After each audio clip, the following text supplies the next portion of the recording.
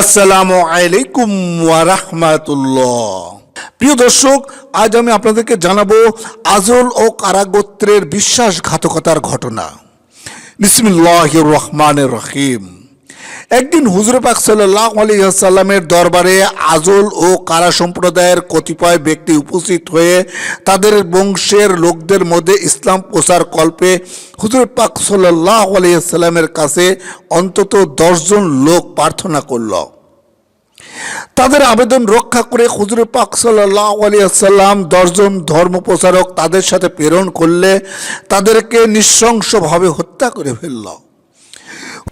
হুজুর পাক সাল্লাল্লাহু আলাইহি ওয়াসাল্লাম এ ঘটনায় গভীরভাবে শোকাভিভূত হয়ে পড়লেন। কাফেরগণ তাদের লক্ষ্য করে বলেছিল, আজ যদি তোমাদের পরিবর্তে মুহাম্মদ সাল্লাল্লাহু আলাইহি ওয়াসাল্লামকে পেতাম তবে কতই না উত্তম আনন্দের হতো। ওই 10 জনের মধ্যে হযরত খুয়াইব এবং যায়েদ রাদিয়াল্লাহু তাআলা আনহুকে মক্কার কাফের কুরাইশগণ খরিদ করে নিয়েছিল। কাফেরগণ তখন যায়েদ রাদিয়াল্লাহু তাআলা আনহুকে হত্যা করার জন্য বৌদ্ধ ভূমিতে নিয়ে গেল।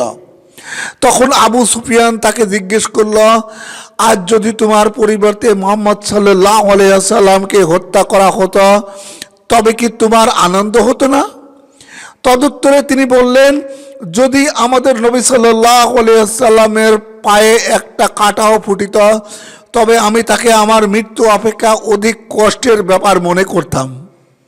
তারপর তিনি কাফেরদেরকে লক্ষ্য করে বললেন, তোমরা আমার মুখ মদিনার দিকে ফিরিয়ে আমাকে হত্যা করো। তারপর তারা নৃশংসভাবে তাকে হত্যা করল। প্রিয় দর্শক, আশা করি সবাই বুঝতে পেরেছেন আজল ও কারা গোত্রের এই বিশ্বাসঘাতকতার ঘটনা। যারা চ্যানেলটিতে নতুন এসেছেন তাদেরকে অনুরোধ করছি সাবস্ক্রাইব, শেয়ার এবং লাইক করার জন্য এবং সেই সঙ্গে ইসলামী বিভিন্ন বিষয় প্রচারে সহযোগিতা করার জন্য। সবাই ভালো থাকবেন। আল্লাহ হাফেজ।